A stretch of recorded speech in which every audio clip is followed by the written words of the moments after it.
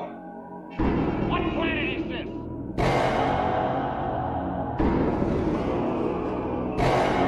You! What planet is this?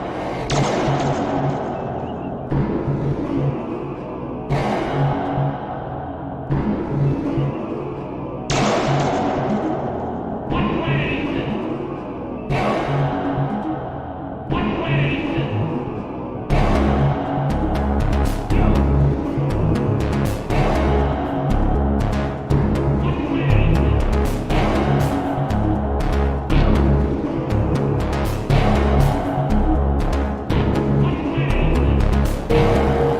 What planet is this? You! What planet is this?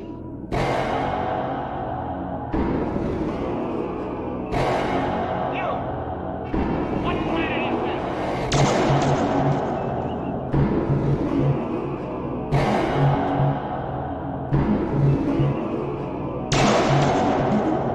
What planet is this?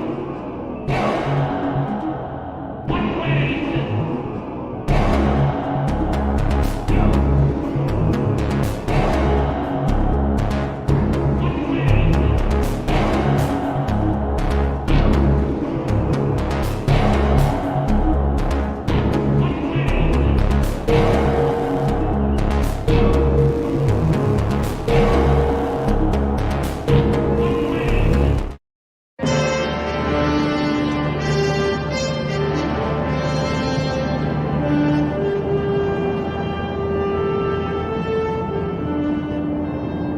We respectfully request that you take us to Eden.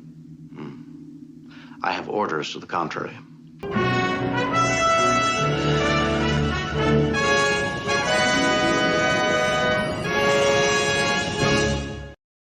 This broadcast is intended for a mature audience, so that I can swear.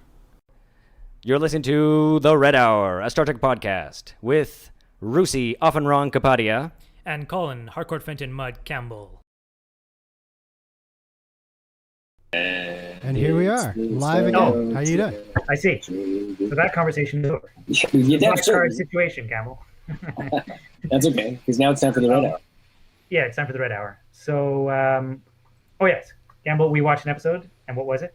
I've already forgotten. It was the is Way? it on the way to Eden, or the way way to to Eden, or Eden. on the way to Eden. No, just The Way to Eden. All right, okay, just So, I just wanted to be okay. sure. Season Entered 3, into the one of the last few episodes, and it's so nice to have like a solid, no hard feelings, only positive energy episodes, and this was it for me. no hard Because- feelings.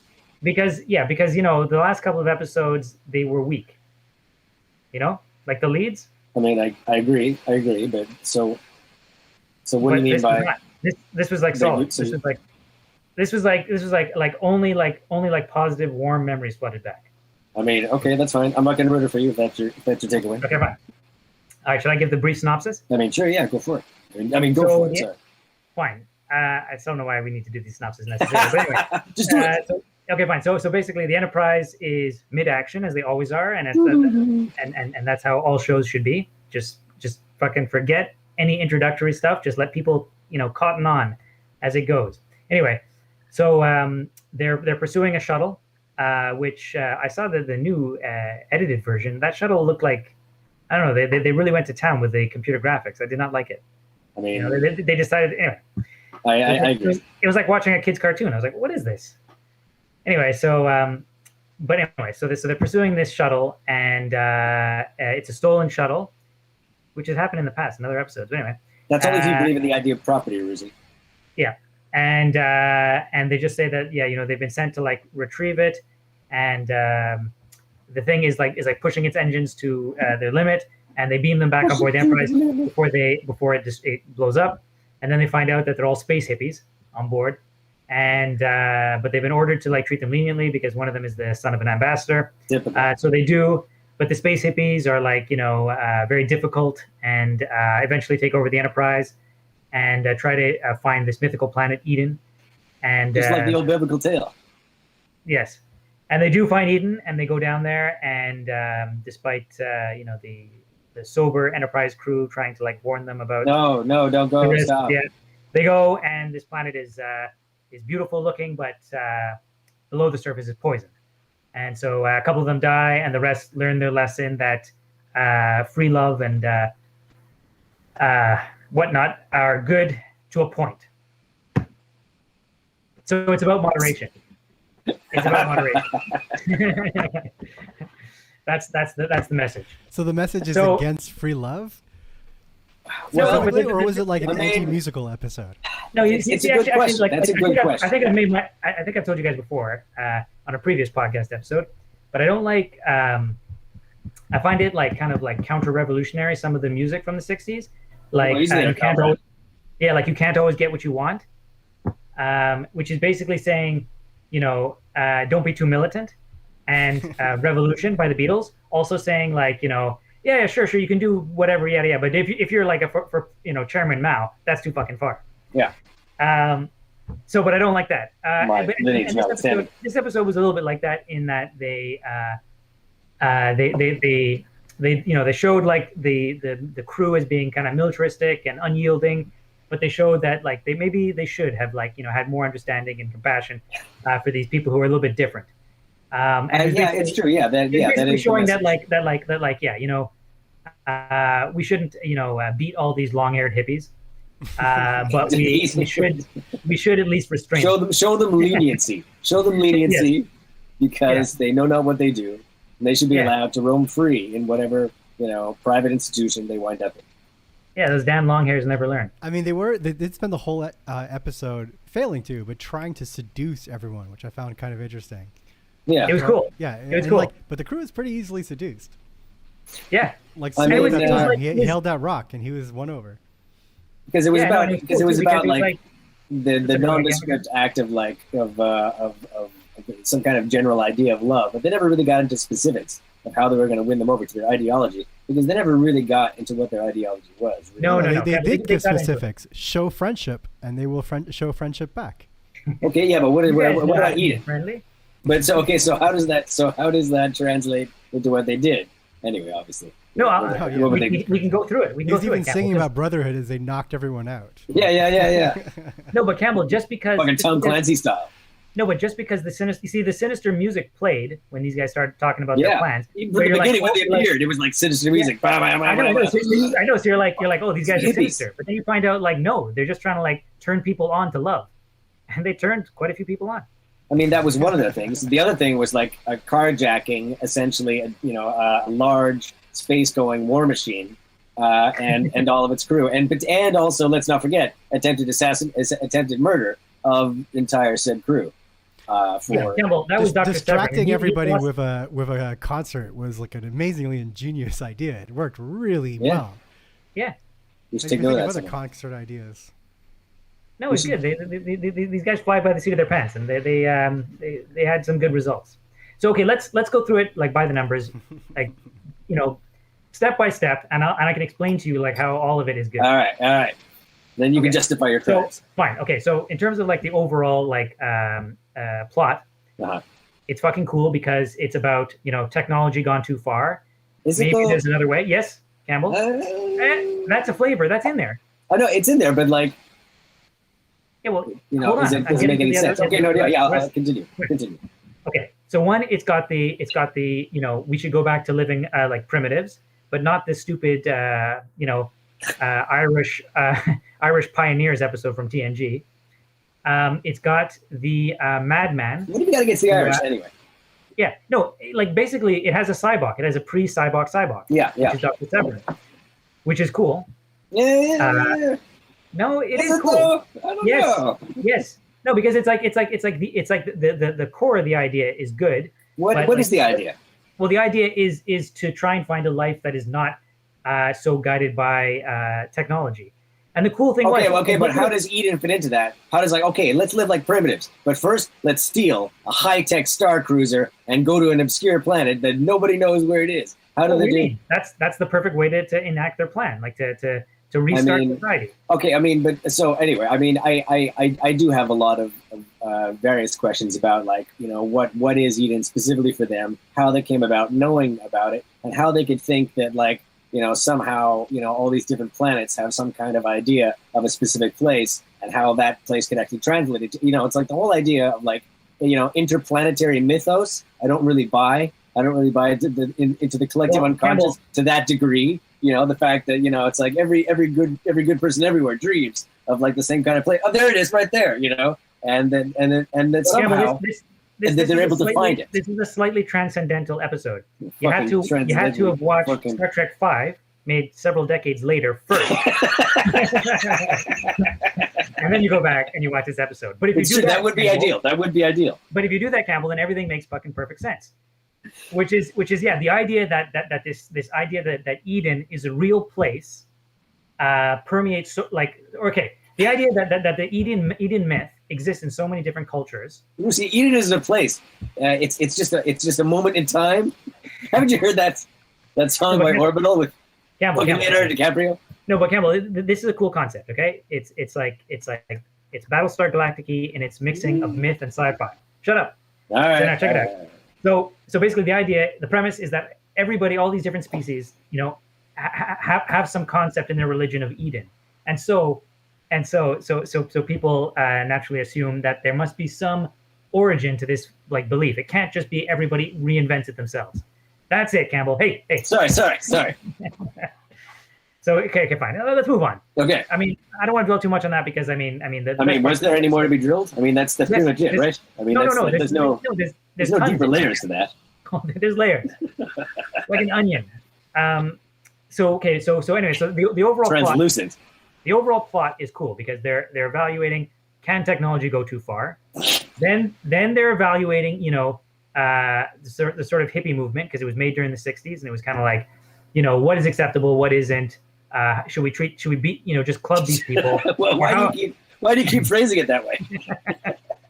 It's like no, but anyway, it seems very loaded. It's like how many years has it been since you stopped beating your wife? It's like it's very suggestive. Anyway, continue with the incrimination. Yeah. Okay. So anyway, like the broad themes of the episode, I like. They're fun to explore. They're excellent to explore from a sci-fi point of view. And then in terms of the characters themselves, there's just a lot of fun. Good. They're a lot of fun.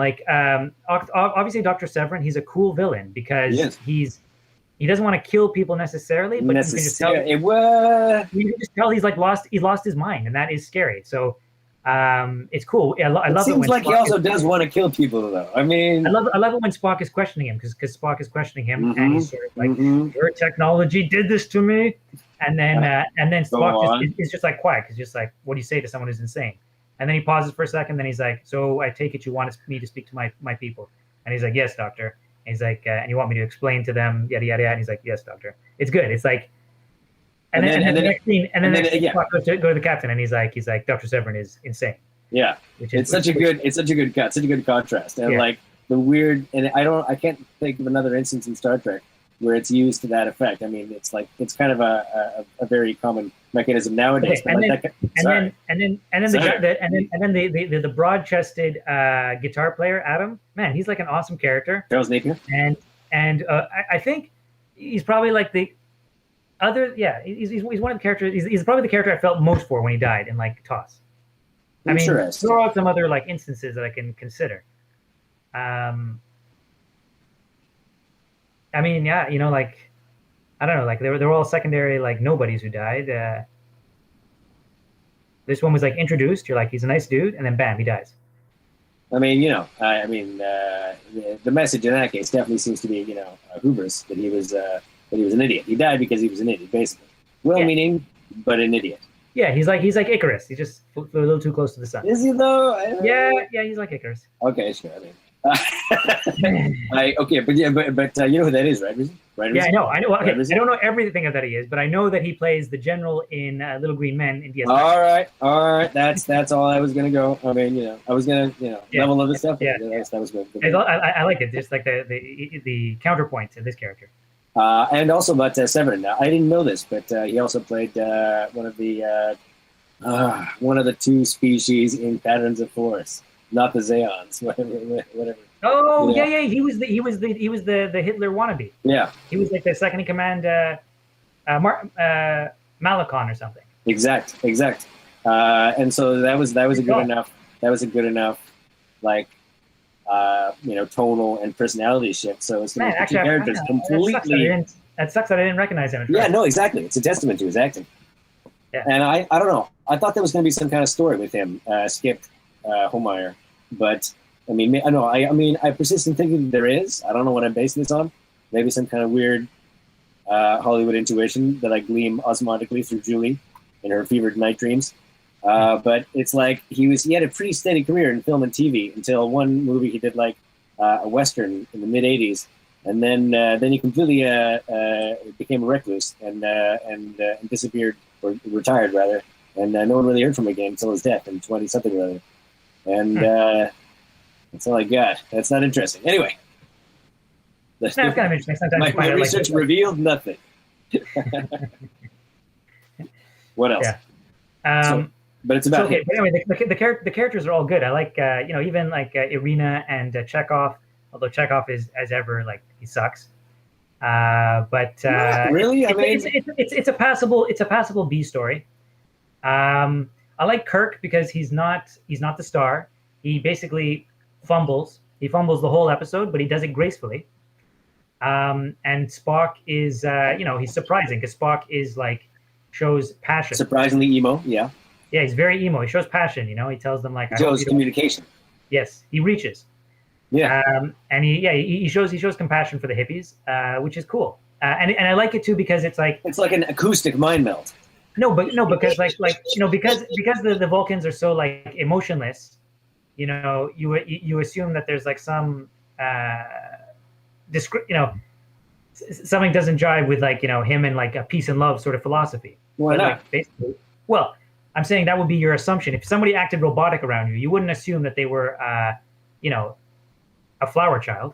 You would say, like, first of all, Rizzi, make no assumptions. Second of all, yeah, fine. Anyway, okay, fine. It messed with my assumptions and preconceptions about Spock. Okay, that's interesting. I think that was its intent. Okay, now and now the writing of the episode was like, stop banging the microphone. Sorry, the writing of the episode was awesome.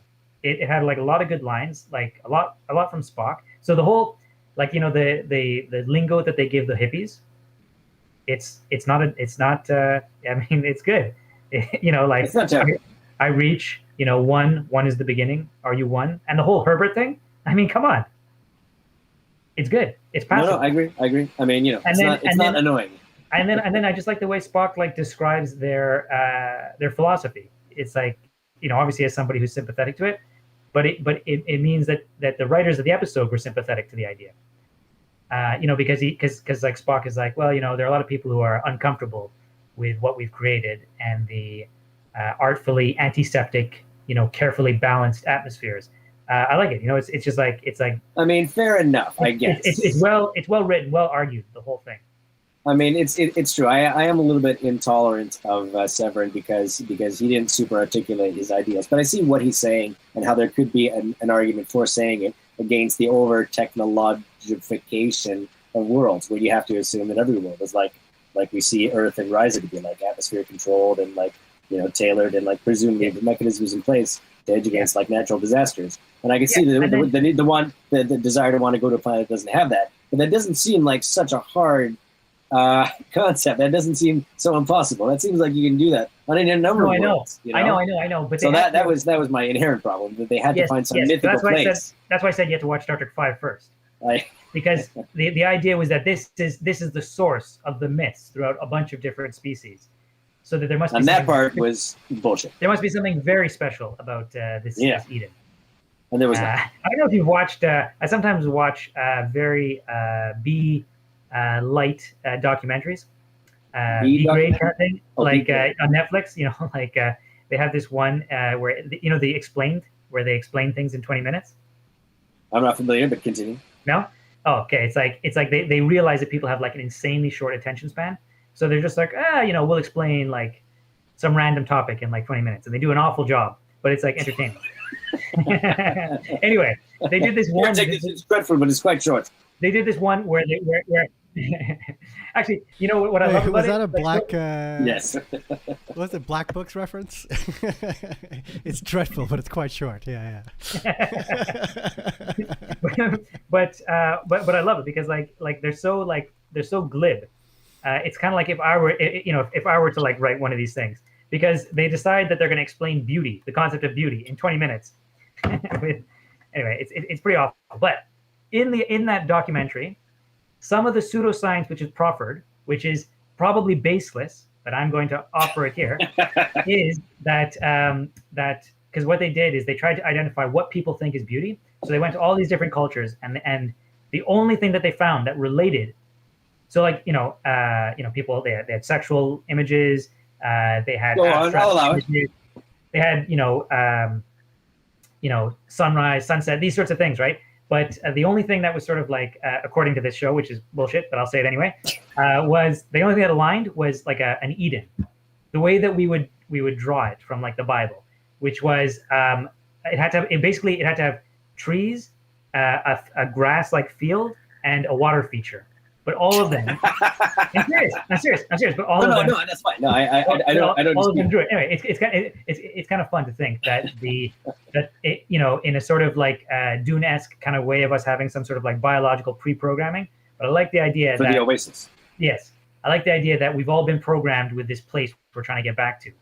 I mean, that is strongly what they're trying to insinuate. And the further the I don't know idea if I buy that they put.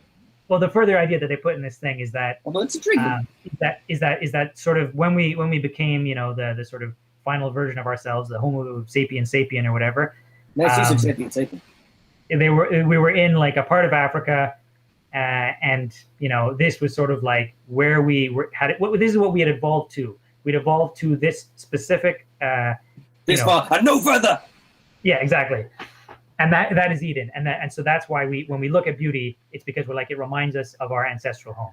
And it's a cool concept. It is cool, but I dispute it utterly from every standpoint, from perspective. Because actually, even in like, do you remember in Lord of the Rings when they're being attacked in Minas Tirith, and the Hobbit is like, oh, I didn't expect it to end this way, and again I was like, it doesn't end here.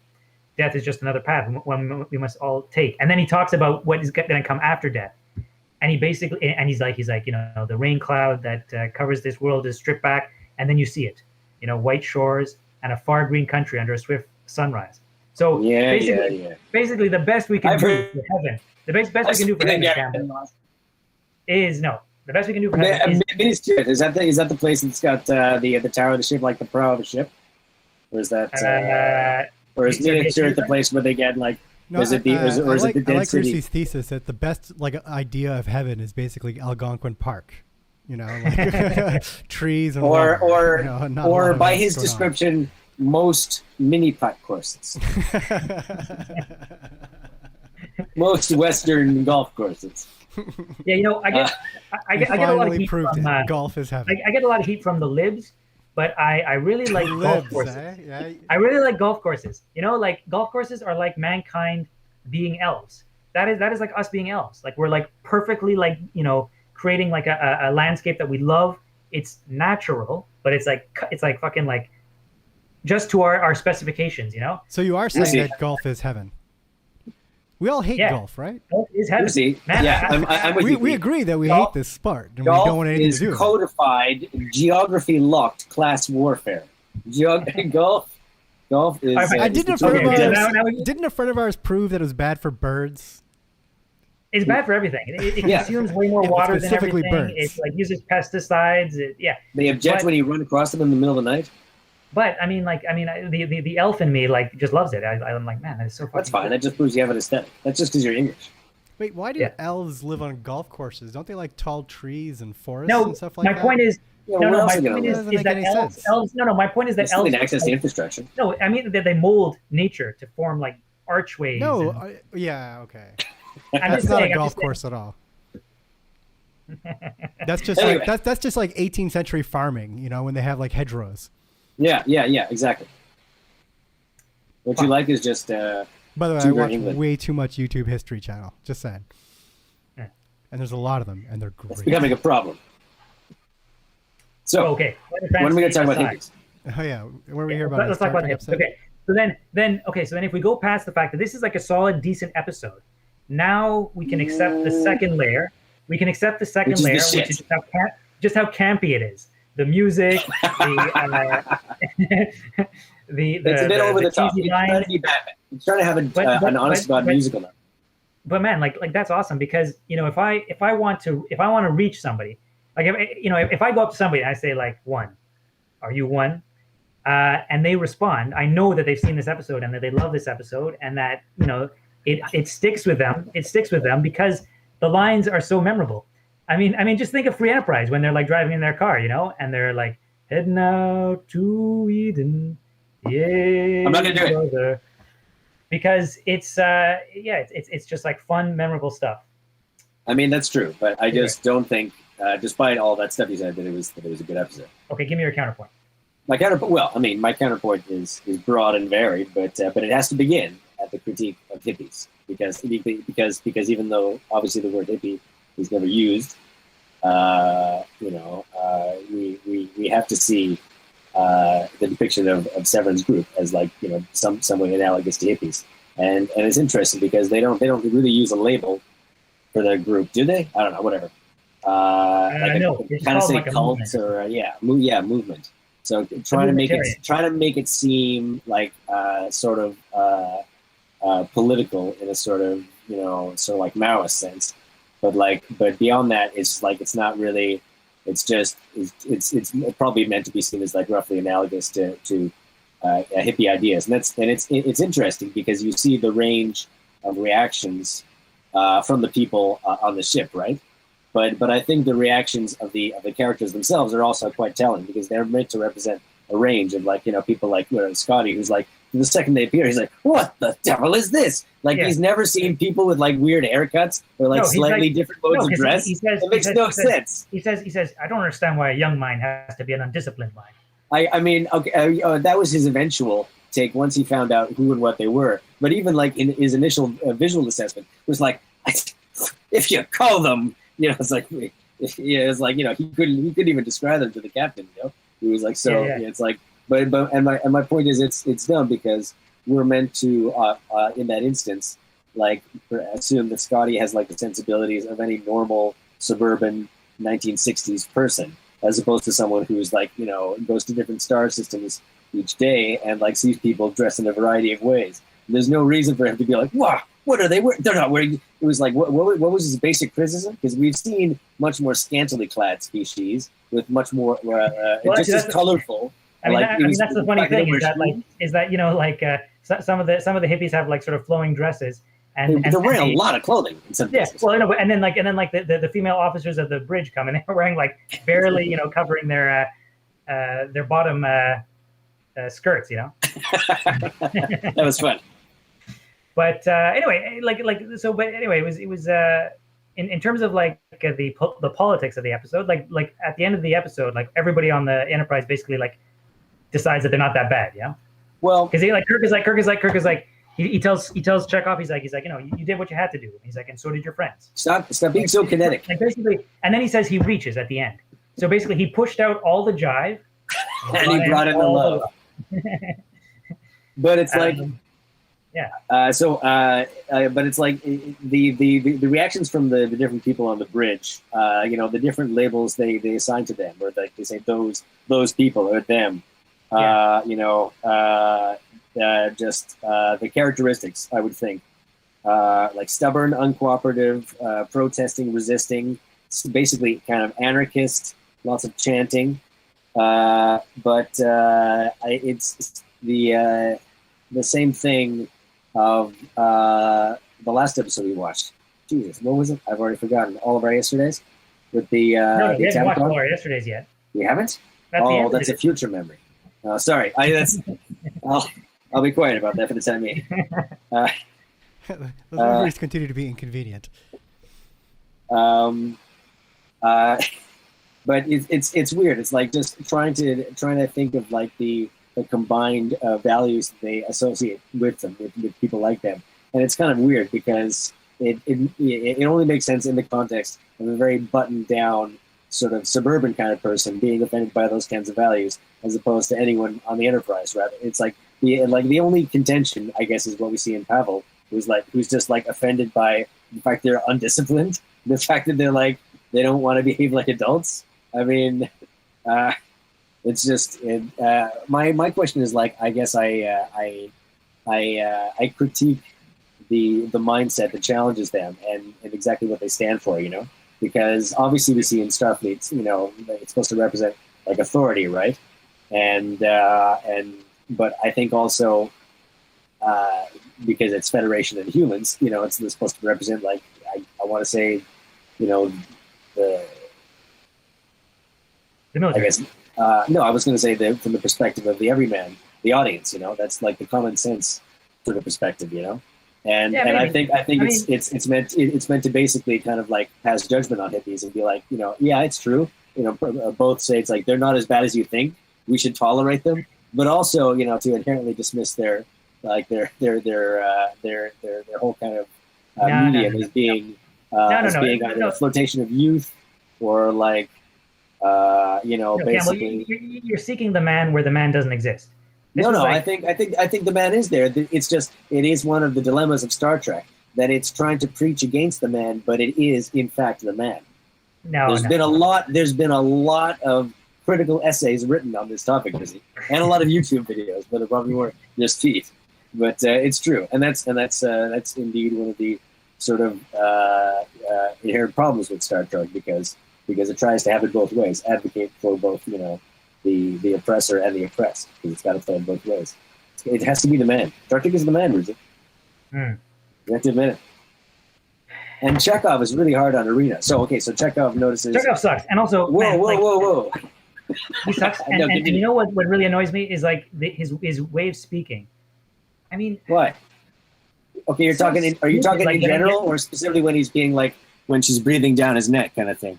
Yeah, when she's breathing down his neck, and he's doing that thing where he's like speaking in a very halting way, like 10 times worse than Shatner ever does. Oh, come on, Ruzi, come on!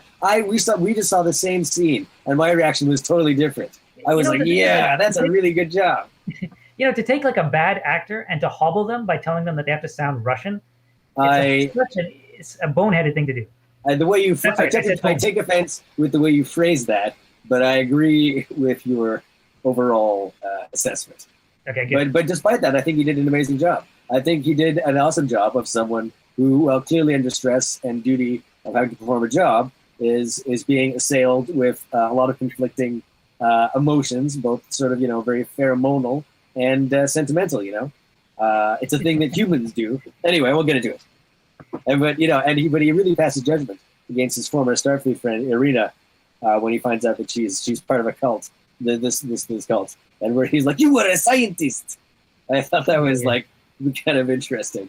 The fact that like it was like, I don't know, that somehow joining that movement would be like a rejection. Well, I guess it was it is a rejection of science if you like have all that training and you choose not to use it. Yeah, but she pulled the wool over his eyes to a certain degree. She found out what auxiliary control did, and she knew when Dr. Severin was going to use the ultrasonic. That's true. Waves. She was complicit. She was. No, but she knew. She was like, wait a second. I remember from class. That's going to destroy. She probably should have suspected. I mean, obviously Severin's depicted. I like that. I like the fact that it showed that the hippies.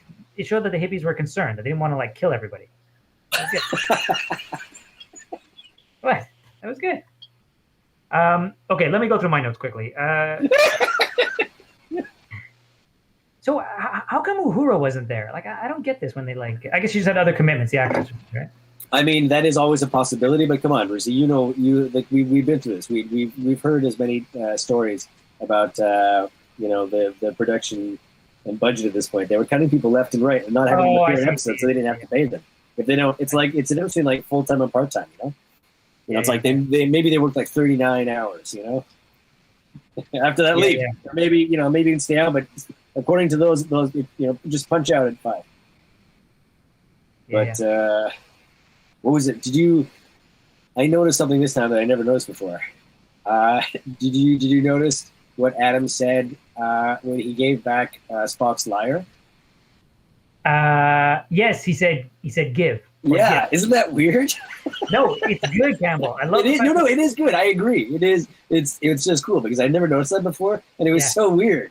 It was a bit surreal because it was like a character in a video game that has something in your hands, and you go to somebody, you go give.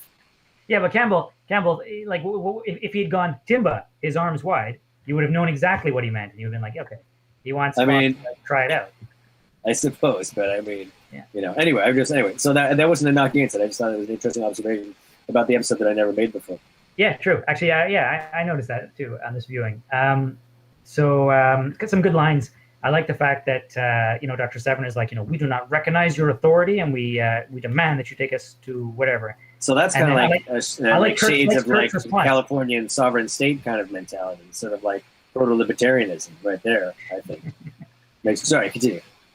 I like the fact that Kirk, just like smooth like response from Kirk, and very in keeping with his character. He's just sort of like, well, whether you recognize authority or not, I'm it on this ship.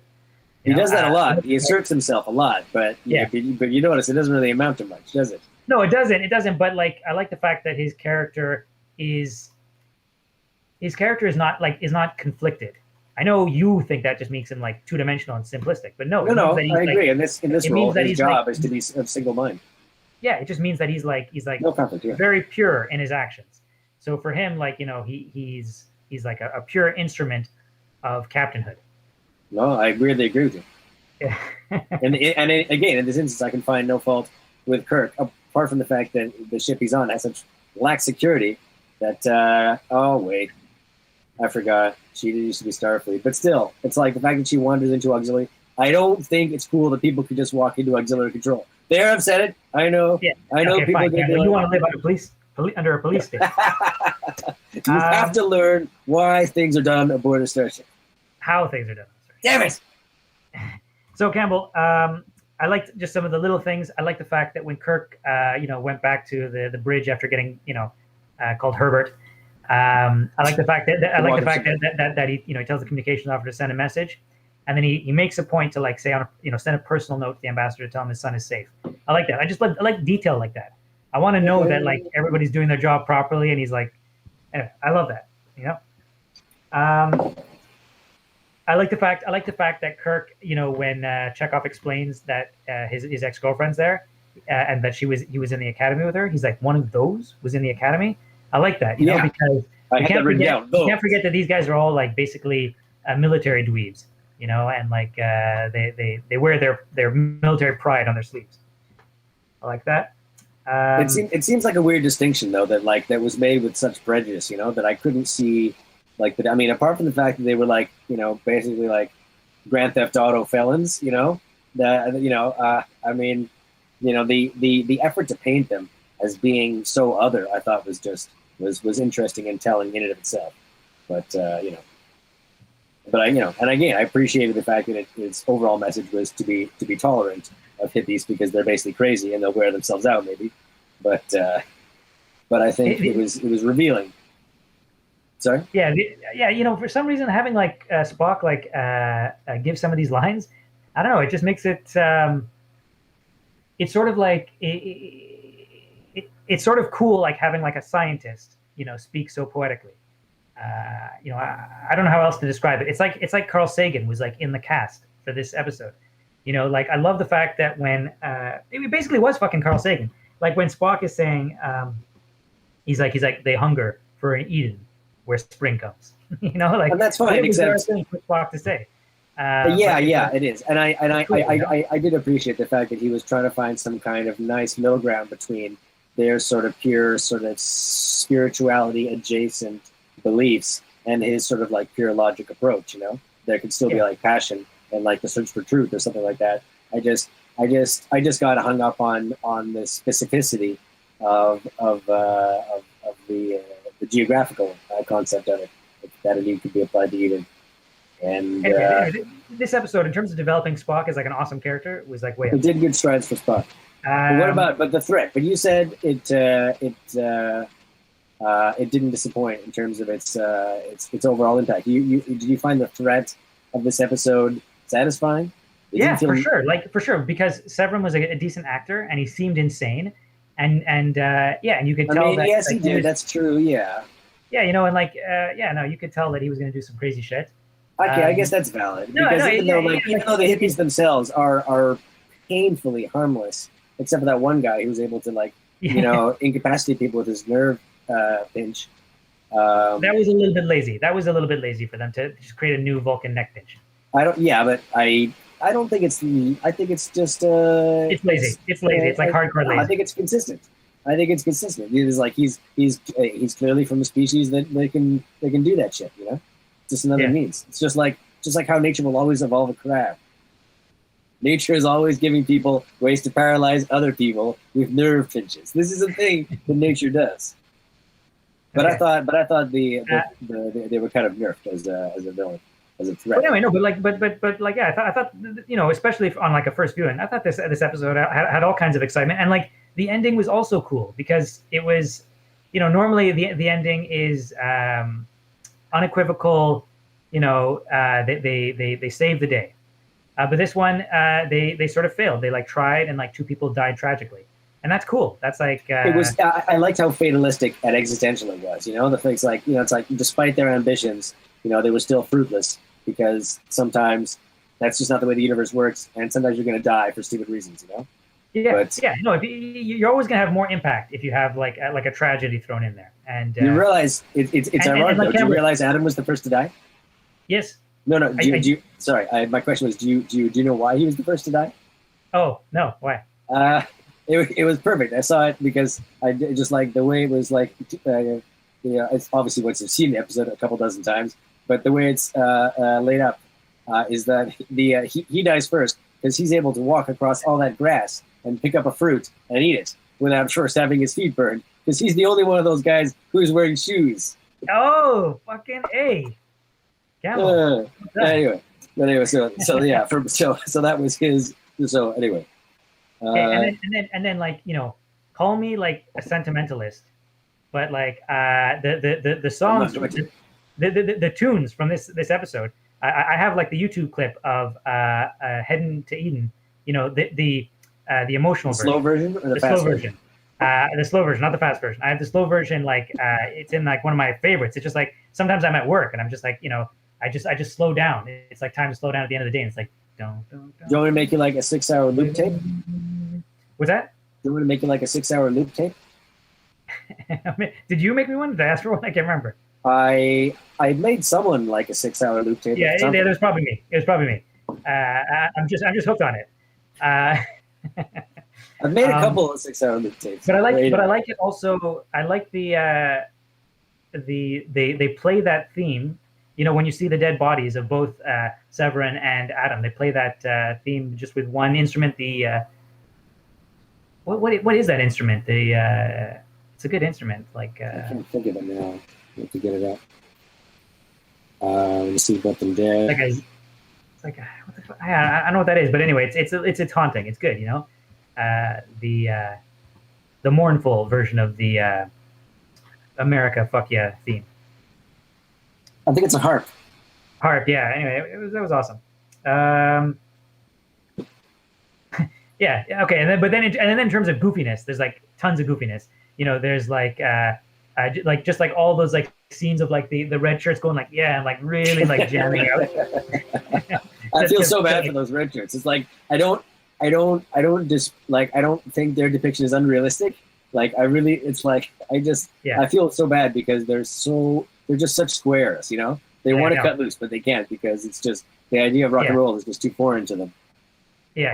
And also at some point when Chekhov is talking to Irina, this red shirt just comes by and just sort of stares at him. He's like, "Hey guys."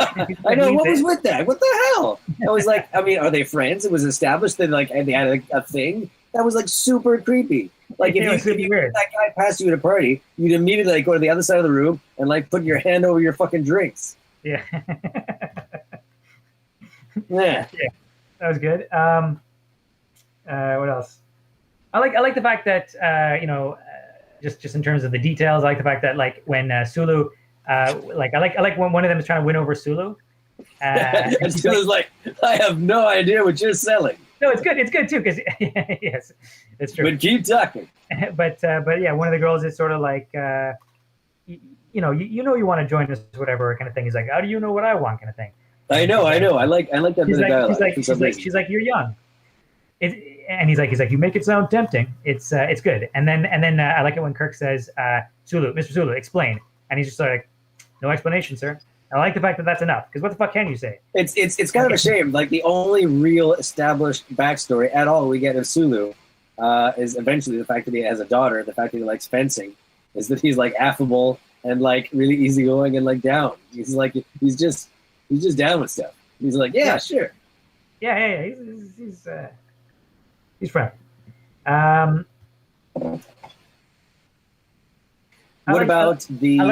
like the reference to incitement to disaffection, just because it's like as a charge. As a charge, yeah. It's just it sounds like the kind of thing that you would have. I've got an uglier word for it: misappropriation. I think it's one of those instances. I think it's like, really? All right. It's just like a more technical. It's not tougher. It's just more technical sound. And then in terms of the hippie lingo, I love the that's now. That's real now. That's awesome.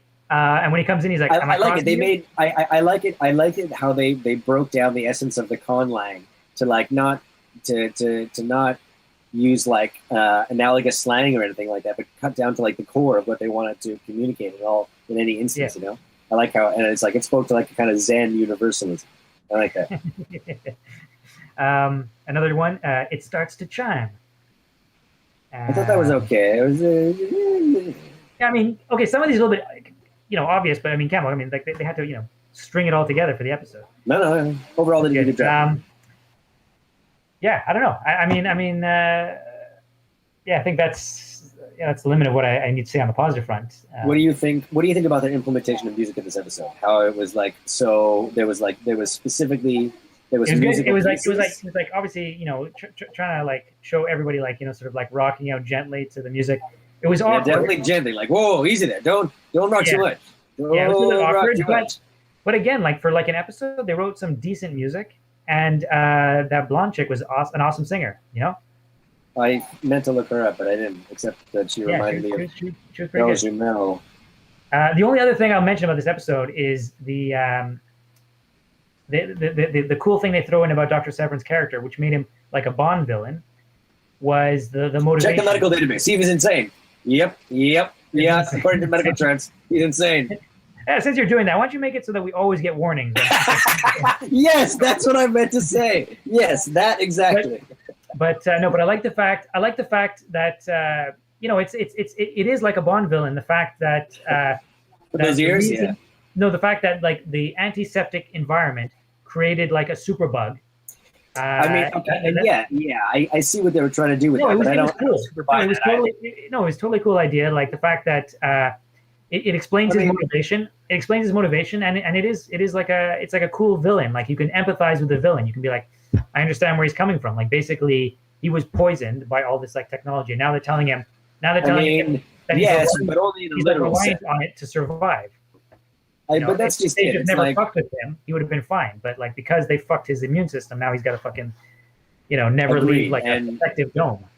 And that is the problem, right? And I don't think there's any dispute about the nature of the problem, but I think there is a dispute over how to fix that. And I think, I think that's what the episode tries to say is that he inherently reaches for the magical solution when in reality you can't wish or pray your problems away. You have to rely on what you have, which for better or for worse is science. Maybe that's just my take.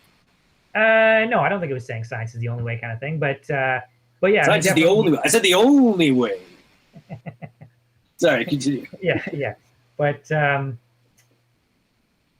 anyway, so whatever. Like I just thought he was like a well-developed character, and also the costumes, best of any of these fucking episodes. Really? Yeah, like they got some like crazy Persian rugs and they like draped it over them. They looked so cool. I mean, what they looked to me like, okay, yeah, they did look like an especially mismatched and like colorful variation. No, Campbell, they look What? cool. They look like. But that's just it. It's like, honestly, because I've never really questioned how they were presented in any of my watchings, because I clearly understood, maybe not immediately, but at least on some level, what the episode was trying to convey about hippies and about them either wearing either less clothing or weird clothing or unorthodox clothing or just smelly clothing because they don't bathe. They don't get into that.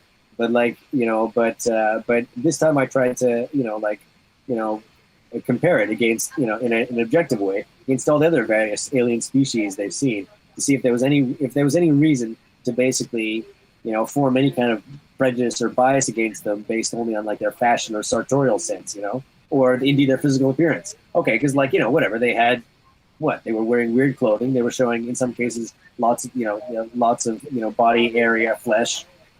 There's a word for that probably, and they had cool tattoos, which I did think were pretty cool. But actually, you're right. Yeah. But the idea that we as an audience were meant to they were not properly geared to freak us out. Whatever. They were not properly geared to freak me out. And yes, I'll grant the fact that that's because I was born in 1979, and I'm not so accustomed to the 60s, the mid 60s level tolerances for psychedelia. But still, did you think there was any basis for anyone looking at them and thinking they were weird, or indeed there was any reason to pass judgment on them, or other than to the degree that they did, right? Basically putting them in a cult. Yeah, no, it was fine. The crew's reactions, they were well. You think they were warranted? Yeah, they were warranted. Yeah. I think it's just an interesting mix of deliberate and indirect commentary on the part of the people making it. Okay, here's a question. So I only support Greenpeace with a stipend or whatever a thing each month because some attractive girl sort of invited me to. I know we've covered this, and I think it's very brave of you to say that, and I appreciate your honesty. Truly, I do. So the question is, could you be brought over to a good cause by a pretty face? Would it be a bad thing if you were? What are the ethics of peddling sex for a good cause? These are all good questions, and I probably think yes, and maybe, and no, and sometimes. Wait, what were the questions again? I think it is. Well, I already know the answer to all these questions. I mean, obviously. I solved ethics and dilemmas a long time ago, people. But it's not a problem to me. But I mean, it's true. You raise an interesting point. But I think in my case, the writing would be on the wall, because not only am I already desperate for any kind of idealistic cause, I don't know if you noticed, I'm pretty codependent. So yeah, I am kind of likely the person to be I gotta say, this whole free love movement in the '60s, it would have died in its cradle if it had not been for hot chicks, I think. I don't know to say that. I think it'd be fine. I think it died due to STIs, right? Everyone's oh shit, this is a bad idea. It gives you a disease. Phil raises a good point. Yes. Because I think there was supposed to be a metaphor in there about STIs, because I think that's what Severin was, but I'm not sure about that. No. I don't know. Come on, his shame at admitting that he had a disease, not wanting to spread it to other people. The fact that he was a hippie and maybe doing it with people, come on. We should be grateful that Colin hasn't brought up Vietnam. It's coming. Shit. Just you wait, it's coming. No. Well, now we'll never know if it would have come organically or not. But since we're talking about sex and cults, go on. I once I was in India. I was once offered in a position to cult. They never called me back. They cleaned my rug, but they never called me back. I was in India, and I was in Pune, and that's the site of one of these ashrams where they have a lot of foreigners come to sort of get involved with one of these cults. And so cults, get your cults. You right up there. But it was like the standard thing that you assume, which is it was basically all about sex. And this particular one, as we learned through Mark Rowland's comparative religions class. Oh, That could be true. I don't recall. What do you mean that could be true? You weren't paying attention to Mark's comparative religions class? No, I showed up for like one. I didn't show up to anything. But like the whole thing, the whole premise in this religion was they have to have sex like a lot in massive orgies. That it's continue. It's step one because you have to purge out those thoughts of yourself. However, so you can be pure and you cannot be distracted by those earthly desires or whatever. And it sounds a lot like the Red Hour. Yes, it's like the Red Hour, yeah. But then you have to keep purging yourself, so because these things recur. Anyway, so it's not one and done; it's a nightly and done. Yeah. So that the sex doesn't interfere with your life, you have to constant fucking sex. But this is the nature. This is the nature of the Rusi solution. It always involves applying the solution once, and then being trapped in a cycle of applying it every single day until the day you die. Just like the cheese solution, if you recall.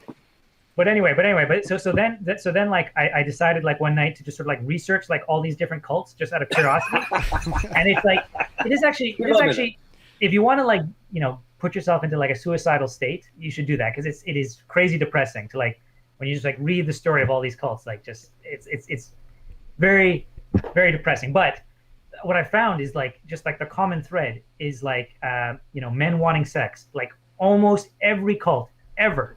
Like all of them, like that Truth in Japan, the Scientologists.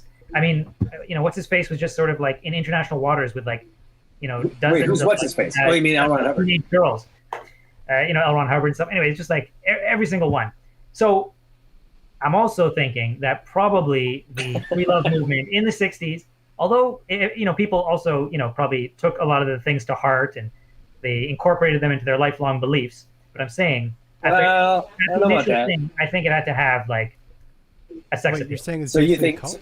I mean, free. What do you mean it has a sex thing? Free love was about sex. You're like, I think there's a sexual connection to free love. They're onto something there. Like when they give up sex all the time. Yeah. Well, free love. Definitely a sexual thing. But what you're really saying, you think it's like a patriarchal thing about a guy trying to like get it, right? Constant sex. Wait a second. Rewind the tape. Just being suckered into it, as if they didn't want the sex too and weren't involved for that reason. Yeah, no. I mean, you do raise an interesting telling point. One element of it, but I'm just saying, like, it's a good way to sell people on a good idea. It includes sex. Yeah. So you've discovered sex appeal, basically. Right. You can get it right now. This episode taught me. All right. So what do we got next week? Shit. Wait. It's panic. Yeah, and after that, I want you to call him to weigh in on whether he thought this was a good episode. Because I'm going to be a lot harder on you next week if you say you didn't think this was a good episode, Cam. Next week is the Cloudminders. Oh, okay. Okay. And that one is not an oft rewatched one from my vantage point, but we'll see why. Wait, was this one an oft rewatched one? Yeah. Oh, yes. Oh, for sure. This one is. Yeah, this one's on rotation. Despite its like basic, almost lack of action, and it's there's like action. There's action. There's total action. There's like discounting like literal like there's like only a couple like a couple of joules of pressure applied via thumbs, and and the sonic beam and the sonic attack. Okay, if that counts. I know the U.S. government disagrees, but it's true that does count as an offensive attack. And but one last thing. The Do US you think? disagrees? Weren't they victims of it recently? Oh, that is a good. I mean, shit. You know what? I really should have kept on board with that because, as we all know, I appointed myself chief correspondent in the whole Cuba syndrome thing, and I totally dropped the ball because it was revealed what it was at some point, but I forget what it was.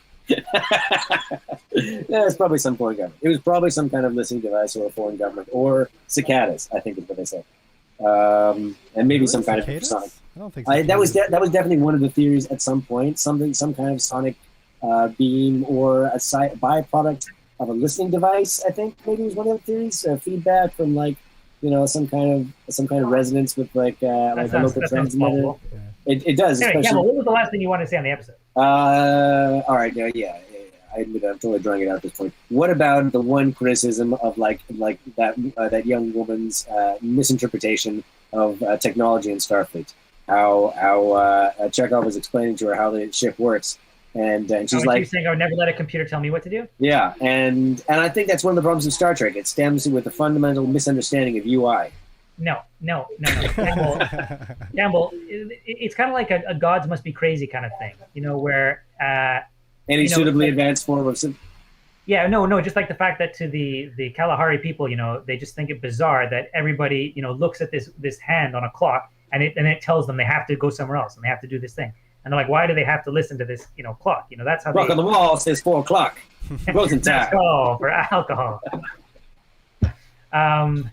But yeah, it was that, Campbell. She was basically saying that. She was saying that your life is like run by this computer. Yes, I understand. And again, I think it's that's not an uncommon argument. They make it the same thing about cell phones and this and that constantly. That is true. I was going to knock it for being like stupid, but it is stupid. But that's not to say it isn't still ever present and ubiquitous and still like basically valid. So yeah, I guess the more we use, but guess what? The more we use convenience, the more we become enslaved by convenience. Something.